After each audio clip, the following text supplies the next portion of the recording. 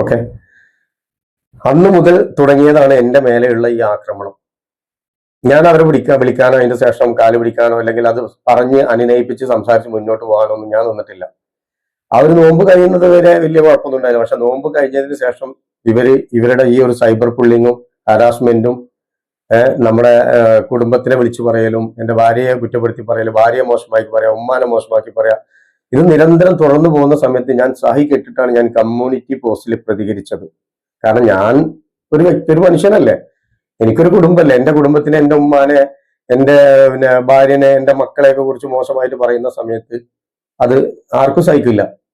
അതിനൊക്കെ പറയാൻ വിട്ടുപോയൊരു കാര്യം, ഈ ഗ്രൂപ്പിൽ നല്ല രീതിയിൽ പോയിക്കൊണ്ടിരിക്കുന്ന സമയത്താണ് ഒരു തവണ ബാങ്കിൽ പോയിട്ട് അവരെ അക്കൗണ്ടിൽ എന്തോ പൈസ ഷോർട്ടേജ് ആയ സമയത്ത് എന്നോട് വിളിച്ച് ഇങ്ങനെ സംസാരിച്ചത്. ചെറിയൊരു ഹെൽപ്പ് ആവശ്യം ഉണ്ടായിരുന്നു എന്ന്.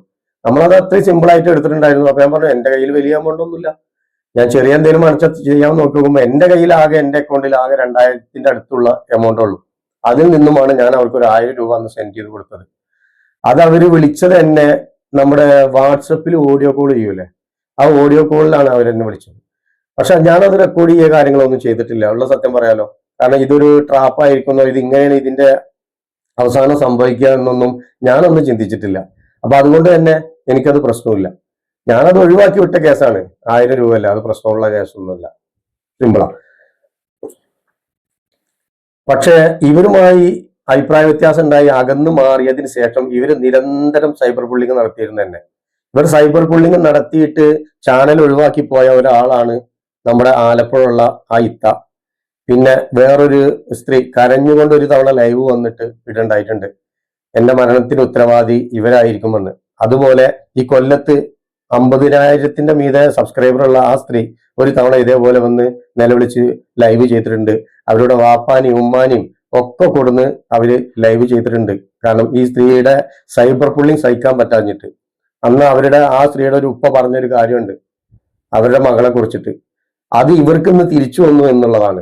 കാരണം ഇവരുടെ അമ്മയെ കൊണ്ടുവന്ന് ഇവർ ലൈവിൽ ഇരുത്തിയിട്ട് നാട്ടുകാരെ മൊത്തം ഇത് കേൾപ്പിക്കേണ്ട ഒരു സിറ്റുവേഷൻ ഇവർ വരുത്തിയത് ഇവർ തന്നെയാണ് ഇതിനുള്ള കാരണക്കാര്. അതുപോലെ ഫിജോ ജോസഫ് എന്ന് പറഞ്ഞ അവരെ കുറിച്ച് വിമർശിക്കണ്ടായി. അതുപോലെ മല്ലിമുളക് എന്ന് പറഞ്ഞിട്ട് ഒരു ചാനൽ നടത്തിയിരുന്ന ഒരാൾ, അവരപ്പോ കാണാറില്ല, ചാനൽ നിർത്തിയല്ലേന്നൊന്നും എനിക്കറിയില്ല, അവരെ കുറിച്ച് ഇതേപോലെ മോശമായിട്ടുള്ള പരാമർശം നടത്തിയിട്ടുണ്ടായിരുന്നു. ഒരു തരം വൈരാഗ്യ ബുദ്ധിയോട് കൂടിയാണ് മറ്റുള്ളവരോട് പെരുമാറുന്നത്. നമുക്ക് ഇഷ്ടമില്ലാത്ത ആളുകളോ അഭിപ്രായ വ്യത്യാസങ്ങൾ ഉണ്ടായിക്കഴിഞ്ഞാൽ നമ്മൾ സാധാരണമായിട്ട് നമ്മൾ എന്താ ചെയ്യുക? നമ്മൾ ആ ഇടം വിട്ടു തേടി മറ്റു ഇടത്തിലോട്ട് പോകും. ഇവരതല്ല ചെയ്യുക. ഇവർ വിടാതെ പിന്തുടർന്ന് ആക്രമിക്കുന്ന ഒരു സ്വഭാവ രീതിയാണ് ഇവരത്. അതൊരു നല്ല രീതിയല്ല. കാരണം അഭിപ്രായ വ്യത്യാസങ്ങൾ പലർക്കും ഉണ്ടാവും. എനിക്ക് എന്റേതായിട്ടുള്ള അഭിപ്രായം ഉണ്ടാവും, അവർക്ക് അവരുടേതായിട്ടുള്ള അഭിപ്രായങ്ങൾ ഉണ്ടാവും. എന്ന് വെച്ച് അതിനുശേഷം പിന്നെ വിടാതെ നിരന്തരം പിന്തുടർന്ന് ആക്രമിക്കുക എന്നുള്ളത് നമുക്ക് പറ്റിയ പണിയല്ല. അതിന് എന്നെ കിട്ടൂല. ഞാൻ ഇവർക്കെതിരെ വീഡിയോ ചെയ്യണ്ട എന്ന് വിചാരിച്ചിരുന്നപ്പോൾ എന്റെ സൗഹൃദ വലയത്തിലുള്ള എന്നെ കോണ്ടാക്ട് ചെയ്യുന്ന, എന്നെ പേഴ്സണലി അറിയുന്ന പല ആളുകളും പറഞ്ഞത്, നിങ്ങൾ ഇതൊരു ക്ലാരിഫിക്കേഷൻ വീഡിയോ ചെയ്യണം, അല്ലെങ്കിൽ ആളുകൾ നിങ്ങളെ തെറ്റിദ്ധരിച്ച് നിങ്ങളെ കുറ്റപ്പെടുത്തിയിട്ട് നിങ്ങളെ മാറ്റി നിർത്തും. അത് ഞങ്ങൾക്ക് ആർക്കും സഹിക്കാൻ പറ്റുന്ന കാര്യമല്ല.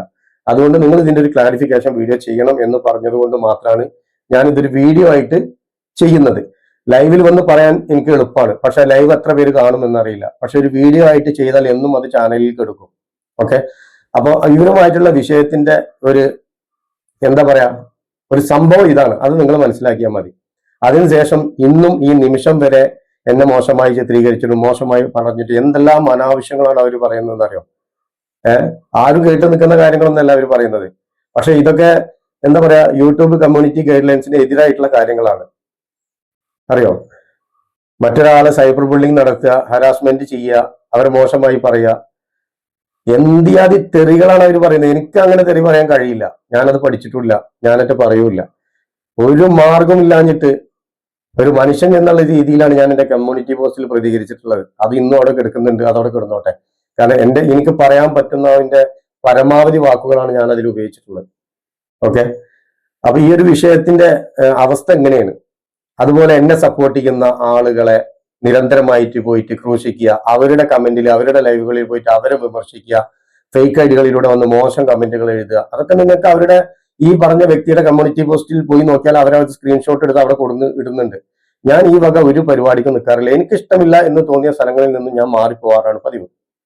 ഞാൻ അവരുടെ ലൈവും കാണാൻ പോകാറില്ല, അവരുടെ വീഡിയോസും കാണാൻ പോകാറില്ല. നമുക്ക് ഇഷ്ടമില്ലെങ്കിൽ എന്തിനാ നമ്മൾ കാണുന്നത്? ഞാൻ അന്ന് അൺസബ് ചെയ്തു പോകുന്നതാണ് അവരെ. ഓക്കെ, നമ്മൾ ഇഷ്ടപ്പെടുന്ന ആളുകൾ മതി നമ്മുടെ കൂടെ, അവരുടെ സപ്പോർട്ട് മതി. അത് 10 പേര് കാണുന്ന വീഡിയോ ആണെങ്കിൽ അത് മതി. എനിക്ക് 1000 പേരോ 2000 പേരോ 50,000 പേരോ എന്റെ വീഡിയോ കാണുന്ന ഒരു നിർബന്ധമില്ല. ഞാൻ യൂട്യൂബ് വരുമാനം കൊണ്ടല്ല ജീവിക്കുന്നത്. ഞാൻ ദിവസവും അധ്വാനിക്കാൻ പോകുന്ന ഒരാളാണ്. ഞാനൊരു ഓട്ടോ ഡ്രൈവറാണ്. അതുകൊണ്ടാണ് എന്റെ കുടുംബം ജീവിച്ചു പോകുന്നത്. പിന്നെ ഈ വീഡിയോസിൽ ഞാൻ പറയാൻ വിട്ടുപോയിട്ടുള്ള ഒരു പ്രധാനപ്പെട്ട കാര്യം, ഈ സ്നേഹതീരം എന്ന് പറഞ്ഞ വ്യക്തി ഇവരുടെ ഒരു ബോയ് ഫ്രണ്ട് ആണ്. അവർ തമ്മിൽ ഭയങ്കര അറ്റാച്ച്മെന്റും കാര്യങ്ങളും ഒക്കെ ഉണ്ട്. അതെന്തോ ആയിക്കോട്ടെ, അത് അവർ തമ്മിലുള്ള ബന്ധങ്ങളാണ്, നമുക്കതിനെ കുറിച്ച് വിഷയങ്ങളില്ല. പക്ഷെ ഈ സ്നേഹതീരം ഈ അഭിപ്രായ വ്യത്യാസം ഉണ്ടായതിനു ശേഷം, ഇവരുമായി ഞാൻ അഭിപ്രായ വ്യത്യാസം ഉണ്ടായതിനു ശേഷം നിരന്തരം എന്നെ വന്ന് കോണ്ടാക്ട് ചെയ്യുമായിരുന്നു വാട്സപ്പിലൂടെ. അതിനുശേഷം കോള് അധികം വിളിച്ചിട്ടില്ല. വാട്സപ്പിലൂടെ നിരന്തരം ഈ ദിവസവും വൈകുന്നേരം രാത്രി സമയങ്ങളിൽ ഞാൻ ഫ്രീ ആയിരിക്കുന്ന സമയങ്ങളിൽ അദ്ദേഹത്തിന്റെ മെസ്സേജ് കാണും, ഞാൻ അതിന് റീപ്ലൈ കൊടുക്കും. അങ്ങനെ ഇവരെ ഈ ലൈവ് ഈ പറയുന്ന വ്യക്തി, അതായത് എന്നെ ആരോപണം ഉന്നയിക്കുന്ന വ്യക്തി നിരന്തരം വരുന്ന ലൈവുകളിൽ ഒരു യൂട്യൂബർ വന്നിട്ട് മോശമായിട്ടുള്ള കാര്യങ്ങൾ പറഞ്ഞിരുന്നു.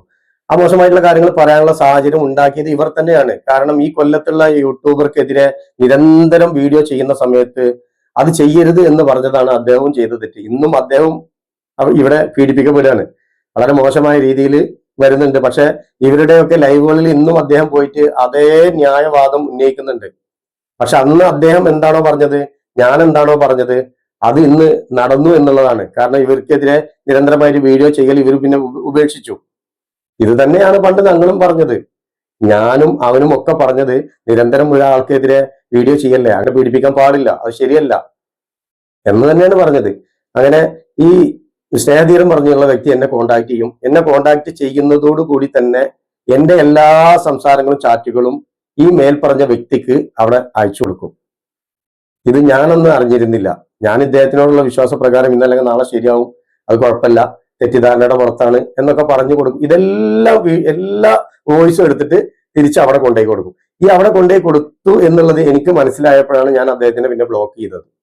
ഓക്കെ, അപ്പൊ അദ്ദേഹം അന്ന് 2 തോണിയിൽ കാലിട്ടിട്ടായിരുന്നു പോയിരുന്നത്. അതൊരു നല്ല രീതിയല്ലല്ലോ. നമ്മളൊരാളോട് വിശ്വസിച്ചിട്ട് എന്തെങ്കിലും കാര്യങ്ങൾ സംസാരിക്കുന്നുണ്ടെങ്കിൽ അത് അതേപോലെ നമ്മൾ ആരെ പറ്റിയാണോ എന്താണോ പറഞ്ഞിട്ടുള്ളത് അവർക്ക് കൊണ്ടു കൊടുക്കുക എന്ന് പറഞ്ഞത്. അപ്പൊ അദ്ദേഹത്തിന്റെ ഒരു സ്റ്റാൻഡ് എന്താണ് നിങ്ങൾ പറ. അപ്പൊ അതുകൊണ്ടാണ് അദ്ദേഹത്തിനെ നമ്മുടെ ജീവിതത്തിൽ നിന്നും മാറ്റി നിർത്തിയത്. അപ്പൊ ഇവരുടെ ഓരോ പല ലൈവുകളിലും വീഡിയോകളിലും ഇവരത് പറഞ്ഞിട്ടുണ്ട്. ഞാനുമായി കോണ്ടാക്ട് ഉള്ള സമയത്ത് എല്ലാ ചാറ്റുകളും എല്ലാ വോയിസും അവർക്ക് കിട്ടുന്നുണ്ട് എന്നുള്ളത് ഇവർ പറഞ്ഞു, അല്ലെ? അത് അവിടെ തെളിവായിട്ട് അവരുടെ വീഡിയോസിലോ ലൈവിലൊക്കെ കിടക്കുന്നുണ്ട്. അപ്പൊ ഇതുപോലത്തെ ആളുകളും നമ്മുടെ കൂടെ ഉണ്ട്, സൗഹൃദം നടിച്ചു വരുന്ന ചില ആളുകളുണ്ട്. അവരെയും കൂടെ ഒന്ന് ശ്രദ്ധിക്കുക. അതുപോലെ നമ്മുടെ ചാനൽ നിർത്തിപ്പോയിരിത്താന്ന് പറഞ്ഞില്ലേ, അവരുടെ പേര് വേണമെങ്കിൽ ഞാൻ പറയാം, അസുറത്ത. ഈ അസുറത്താനെ ഇന്നും വിടാതെ പിന്തുടർന്ന് ആക്രമിച്ചുകൊണ്ടിരിക്കുകയാണ് ഇവര്. അസുറത്താനെ കുറിച്ച് അപവാദം പ്രചരിപ്പിക്കുന്നു, അസുറത്താന്റെ മകളെ കുറിച്ച് അപവാദം പ്രചരിപ്പിക്കുന്നു. പക്ഷെ ശരിക്കും നിയമപരമായിട്ട് മുന്നോട്ട് പോകേണ്ട കേസ് തന്നെയാണ്. അവർ പോകുമെന്നുള്ളതാണ് എനിക്ക് കിട്ടിയിട്ടുള്ള വിവരവും. കാരണം ഇതിനൊക്കെ ഒരു പരിധിയില്ലേ, കുറച്ച് കഴിഞ്ഞാൽ നമ്മൾ നിർത്തണ്ടേ? നിരന്തരം ദിവസവും നേരം വെളുത്തു കഴിഞ്ഞാൽ അവരെ കുറിച്ച് പറയും, ഇവരെ കുറിച്ച് പറയും. ഇത് തന്നെ ഒരു മാനസിക രോഗം മാതിരി വിടാതെ പിന്തുടർന്ന് ആക്രമിക്കുക. ഇതുപോലത്തെ ക്യാരക്ടറുള്ള ആളുകൾ ഞാൻ പറയുമ്പോൾ സൈക്കോ ആണെന്നേ ഞാൻ പറയുള്ളൂ. നമുക്ക് ഇഷ്ടമില്ലാത്ത സ്പേസ് ആണ് വെച്ചാൽ നമ്മൾ അവരെ അവോയ്ഡ് ചെയ്യുന്നുണ്ടെങ്കിൽ മാറിപ്പോവുക. അതാണ് അതിന്റെ ശരിയായിട്ടുള്ള രീതി. ഇനി നിങ്ങൾ എന്താണ് നിങ്ങൾക്ക് തോന്നുന്നത് വെച്ചാൽ നിങ്ങളത് കമന്റിലൂടെ രേഖപ്പെടുത്തും. നിരന്തരം ആ സ്ത്രീയെ പോലും, അവരൊരു പ്രായമുള്ള ആളാണ്, 15 വയസ്സിന്റെ, എനിക്ക് മനസ്സിലായിടത്തോളം അവരെ വിടാതെ പിന്തുടർന്ന് ആക്രമിച്ചുകൊണ്ടിരിക്കുക. അവരുടെ മോളെ കുറിച്ച് അനാവശ്യങ്ങൾ പറയുന്നു. കേൾക്കുന്ന നിങ്ങൾക്കൊരു ആവർത്തന വിരസത ഒന്നും അനുഭവപ്പെടുന്നില്ലേ? ഞങ്ങൾക്ക് അനുഭവപ്പെടുന്നത് ഇതിങ്ങനെ പറഞ്ഞു കേൾക്കുമ്പോൾ. അതിന് മാത്രമുള്ള ഒരു പ്രശ്നമോ തെറ്റോ ഞങ്ങൾ ആരും ചെയ്തിട്ടില്ല. ഒരുത്തൻ ചോദിച്ചു എന്നുള്ളൊരു തെറ്റാണ് എൻ്റെ മേലെ ആരോപിക്കുന്നത്.